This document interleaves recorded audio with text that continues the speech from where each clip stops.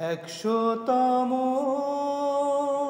পূর্ণ হলো জলসা সালানা। আমি এ পর্যায়ে আমাদের স্টুডিওতে আবারও স্বাগত জানাচ্ছি আমাদের অফসার জলসা সালানা জনাব আহমদ তফসির চৌধুরী সাহেবকে। আসসালামু আলাইকুম। ওয়ালাইকুম আসসালাম রাহমাতুল্লাহি ওয়া বারাকাতুহু। আমি সর্বপ্রথম আপনার অনুভূতি জানতে চাইবো। আপনার অক্লান্ত পরিশ্রম এবং বিরুদ্ধ রজনীর ফলাফল আজকে আমরা জলসা সালানাকে সফলরূপে বাংলাদেশে দেখতে পাচ্ছি। আপনি প্রথমে আপনার অনুভূতি শুনতে চাই, তারপর আমরা অন্য প্রশ্নে যাব। প্রথম কথা হচ্ছে জাযাকাল্লাহ। প্রথম কথা হচ্ছে শততম। এটা অনেক একটা গভীর ইয়ে রাখে, তাৎপর্য রাখে। তাৎপর্য রাখে। ১০০ কিন্তু কম কথা নয়। ১৯১৭ সালে আমাদের প্রথম জলসা হয়েছিল। মাঝখানে ৯টা বছর আমরা বিভিন্ন সময় জলসা করতে পারি নাই। নাহলে আজকে হয়তো ১০৯তম জলসা হতো। তো সেখানে এই যে আল্লাহ তাআলা আমাদেরকে সৌভাগ্য দিলেন ১০০ বছর। আগামী ১০০ বছর তো আমরা থাকবো না। আগামী ৫০ বছর আমরা থাকবো না। এটা নিশ্চিত করে বলতে পারি যে আমার এখন বয়স যাচ্ছে, তার সাথে ৫০ যোগ করলে আমার হবে ১৩৭। ১৩৭ বছর তো আমার বাঁচার প্রশ্ন ওঠে না। তো অনেকেই হয়তো থাকবেন না, আমরা যারা এখন আছি। তো ১২৫তম জলসাতেও অনেকেরই হয়তো থাকবো না আমরা যারা আছি। তো যার ফলে এই যে ১০০তম জলসা, এটা একটা অনেক একটা মানে উৎসাহ, একটা আনন্দের, একটা সৌভাগ্যের বিষয় যে এই জলসাটা পাওয়া।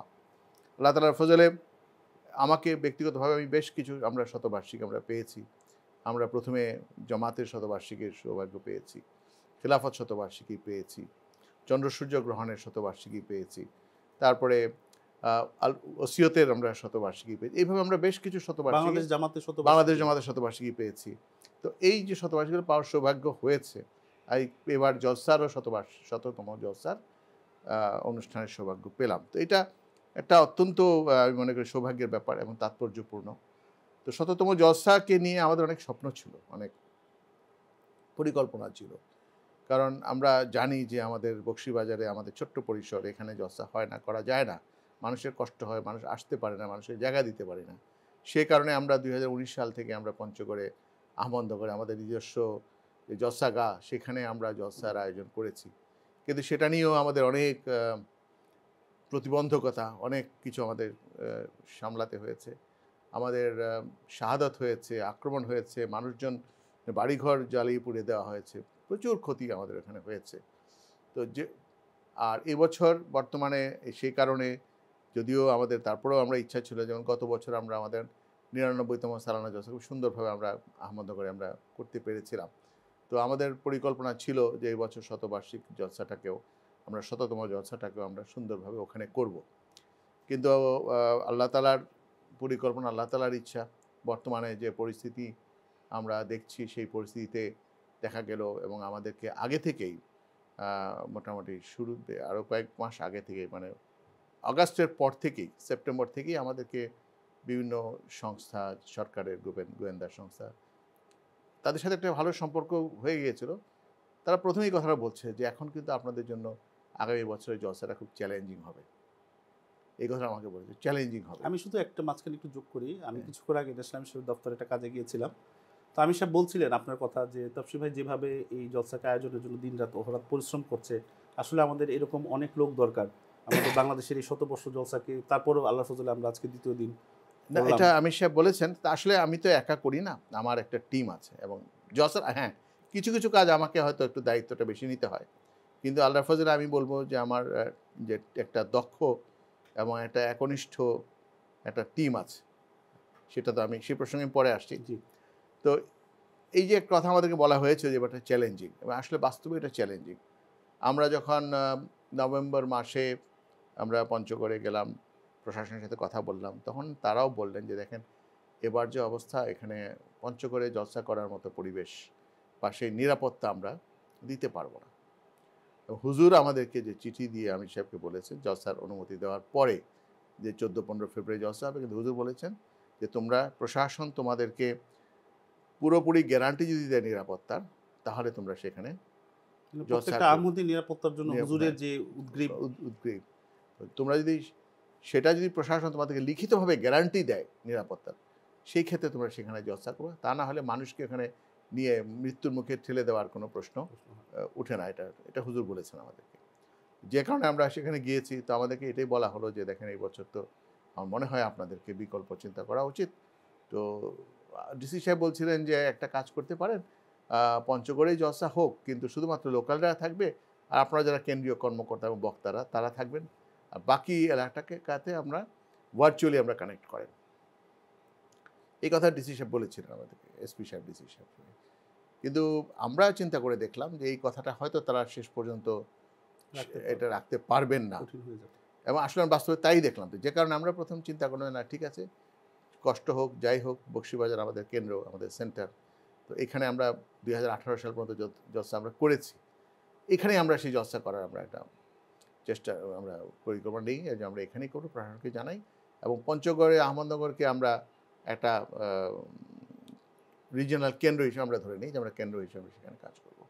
তো সেইভাবেই আমরা এখানে সরকারের বিভিন্ন স্তরে কর্মকর্তাদের সাথে আমরা যোগাযোগ করেছি, পুলিশের যারা ঊর্ধ্বতন কর্তৃপক্ষ তাদের সঙ্গে যোগাযোগ করেছি, স্বরাষ্ট্র মন্ত্রণালয়ে যোগাযোগ, কথাবার্তা বলে আমরা এক সিদ্ধান্ত নিলাম যে আমরা বকশীবাজারে আমাদের জলসা আমরা করব। তো সেইভাবেই আমরা করা, কিন্তু তারপরে সেটা এত সহজ ছিল না। আমাদের যেমন পরিকল্পনা ছিল যে আমরা ঢাকা সহ অন্তত 12টি স্থানে আমরা আমাদের স্পট থাকবে, রিজিওনাল হাব থাকবে। এর মধ্যে সুন্দরবনে থাকবে, আমাদের সৈয়দপুরে থাকবে, রংপুর রিজিয়ন, তারপরে আহমদনগর। আমরা চিন্তা করলাম যে নানা কারণে আহমদনগর শালশিড়ি আলাদা করবো আমরা দুটা, আহমদনগর হবে জামিয়ার ভিতরে, শালশিড়ি তাদের মসজিদে করবে, এভাবে আমরা পরিকল্পনা করি। তারপরে জামালপুর অঞ্চলে হোসনাবাদে হবে, ব্রাউনবাড়িয়া অঞ্চলে তারওয়াতে হবে, তারপরে বরিশাল অঞ্চলে খাগদানে হবে, কিশোরগঞ্জ অঞ্চল তেরোগাতিতে হবে। এইভাবে কিন্তু আমরা তারপরে নাসরাবাদ, কুষ্টিয়া অঞ্চল নাসরাবাদে হবে। এইভাবে আমরা কিন্তু 12টা সেন্টার আমরা ভাগ করি। কিন্তু তারপরে সেটাও দেখা যায় যে নানা রকম চ্যালেঞ্জ শুরু হয়ে গেল, ইন্টারনাল ওই সব এলাকাগুলোতে নানা রকম হুমকি ধামকি শুরু হয়ে গেল, এবং যার ফলে আমাদেরকে শেষে সেইটা থেকে কমে 6টাতে আমাদেরকে নিয়ে আসতে হলো। তাও আবার কিছু একটা দুইটা নতুন ছোট সেন্টার, যেমন কুমিল্লা এবং রাজশাহী অরিজিনাল ছিল না, ও তেবাড়িয়াতে ছিল, রাজশাহীটা তেবাড়িয়াতে ছিল, রাজশাহীর রিজিয়ন পুরা ওইটা।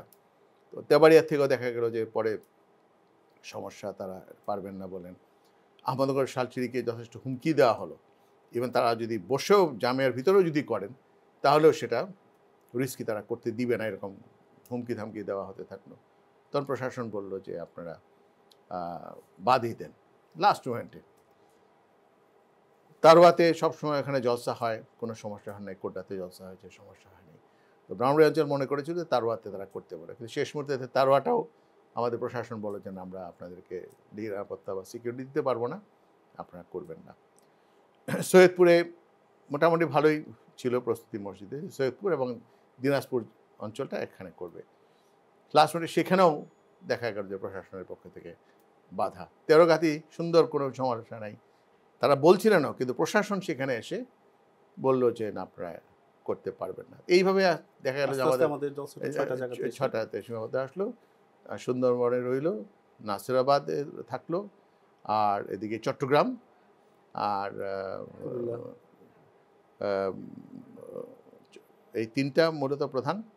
এরপরে আমরা রাজশাহীতে একটা ছোট আকারে, রাজশাহী জামাতে, কুমিল্লাতে একটা ছোট আকারে, খাগদান ওটা রয়ে গেল। যদিও খাগদান নিয়ে প্রথম দিকে একটু শঙ্কা ছিল, কিন্তু আলহামদুলিল্লাহ খাগদান। এইভাবে আমরা 6টা সেন্টার আমরা এখন পর্যন্ত, আজকে জলসার দ্বিতীয় দিন শেষ হলো, তো আলহামদুলিল্লাহ আছি। তারপরও 100তম জলসা আমরা করতে পেরেছি, এই জন্য আমরা আল্লাহর কাছে শুকরিয়া। তো অবশ্যই অবশ্যই আল্লাহ তাআলার পরিকল্পনাই আসলে, এবং এই যে ঢাকাতেও যে আমরা করতে পারবো কি পারবো না কিছুটা দ্বিধাদ্বন্দ্ব তো ছিল, কারণ বর্তমান সময়ে যে হঠাৎ করে একটা হুজুগ শুরু হয়ে যায়, একটা মবের একটা ইয়ে হয়, সেই জন্য একটা চিন্তাভাবনা বা দুশ্চিন্তা ছিল অনেকের মধ্যেই। তবে আমরা ভালোভাবেই যে প্রশাসনের সঙ্গে যত জায়গায় গিয়েছি, এটা স্বরাষ্ট্র মন্ত্রণালয় বলেন, স্পেশাল ব্রাঞ্চ বলেন, বা এনএসআই বলেন, ডিজিএফআই বলেন, বা আপনার ডিএমপি বলেন, সব জায়গাতেই আমরা ইতিবাচক আমরা রেসপন্সটা পেয়েছি। তো এটা একটা আমাদের জন্য আশার বিষয় ছিল যে তারা ইতিবাচক বলছেন যে এখানে করেন, এবং আমরা এখন পর আজকে পর্যন্ত আল্লাহর ফজলে কোনো ধরনের ঢাকাতে কোনো নেগেটিভ কিছু আমরা পাইনি। তো আমরা আপনাকে অসংখ্য ধন্যবাদ জানাই এবং স্টুডিওতে এসে আপনি সময় দিচ্ছেন। আপনার অনেক ফোনও আসছে এবং ব্যস্ততাও আছে, কিছুক্ষণ নামাজ শুরু হবে। তো আগামীকাল ইনশাল্লাহ আমরা চতুর্থ অধিবেশনে যাব। সুপ্রিয় দর্শক মণ্ডলী, তেলাওয়াত এবং নজমের পর হযরত ঈসা আলাইহিস সালামের জীবন মৃত্যু প্রসঙ্গ, নিজামে ওসিয়ত বর্তমান যুগের এক যুগান্তকারী ব্যবস্থা এই বিষয়, এবং ঐশী খেলাফত মুসলিম ঐক্যের একমাত্র পথ, এবং মোহাম্মদ মুস্তাফা সাল্লাল্লাহু আলাইহি সাল্লামের প্রকৃত প্রেমিক হযরত মির্জা গোলাম মাহমুদ কাদিয়ানী, এই বিষয়গুলোতে বক্তব্য শুনবো।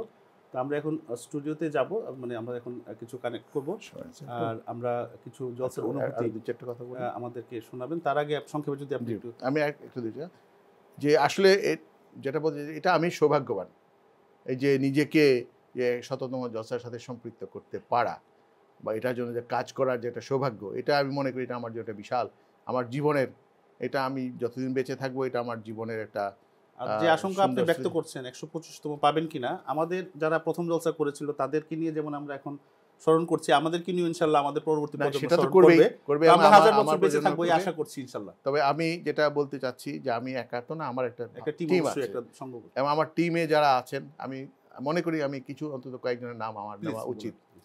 যেমন আমি অবকাঠামোতে নাসিরুদ্দিন মিল্লাত, আমি খুবই ভালো, আমি আহমদনগরেও আমার সাথে এরা ছায়ার মতো কাজ করেছেন, সারওয়ার মুর্শেদ কাজ করেছেন, তারপরে আমাদের শফিকুল হাকিম, শরীফুল হাকিম, এরা অত্যন্ত এক্সপার্ট টিম আমার, এরা লিড করে, তারা এক একটা Giant. লিডার, কিন্তু তারা একজন লিডার, অনেক বড় বড় মানে কাজ, তারা যার যার sector এ কারণ সে তারাও কাজ কিন্তু করছে। তাদেরও টিম আছে। জি। তারপরে এবার যেমন আমরা খাদ্যে আমরা রুমন, মাকসুদ আহমদ রুমন, সাদি, শেখ সাদি, এই যে টিমগুলোকে আমরা আমাদের প্রবীণ আমাদের একজন আছেন শামসুল হক সাহেব, এবং এত সুন্দরভাবে তারা সব কিছু সামলে নিয়েছেন। এবার এখানেও এই ছোট্ট পরিসরে গাদাগাদির অবস্থার মধ্যেও দেখা যাচ্ছে খাওয়াটা এত সুশৃঙ্খলভাবে তারা খুবই করেছেন, চমৎকারভাবে এবারে চমৎকার খাবার করেছেন। আয়োজনটা খুবই সুন্দর তো ছিল। আমি মনে করি আমার আলহামদুলিল্লাহ এই যে টিমটা যে তৈরি হয়েছে, এরা ভবিষ্যতে আরো বড় বড় কাজ তারা করার ইনশাআল্লাহ। প্রত্যাশা করে। তো এই জন্য আমি আপনাকে আল্লাহ আমরা- তাআলার কাছে শুকরিয়া আদায় করি, তাদের জন্য আমি দোয়া চাই যে তারা যেন যে আমরাও আপনার কাছে দোয়া চাই। আমরা আশা করছি যে আগামীতেও আমরা জলসা আমরা এভাবে এগিয়ে যাবো এবং আমাদের জলসা চলতে থাকবে। সুপ্রিয় দর্শক বশির মণ্ডলী, সাহেব আছেন বিদ্যুতে, আচ্ছা, বশির সাহেব কাজ করেছেন, বশির আহমদ আমরা সাহেব। আজকের মতো এখান থেকে বিদায় নিচ্ছি এবং আমরা এখন কিছু জলসা অনুভূতি আছে সেগুলো শোনার জন্য আপনাদেরকে অনুরোধ জানাচ্ছি। ধন্যবাদ। আসসালামু আলাইকুম। ওয়ালাইকুম আসসালাম। 100তম পূর্ণ হলো জলসা সালানা।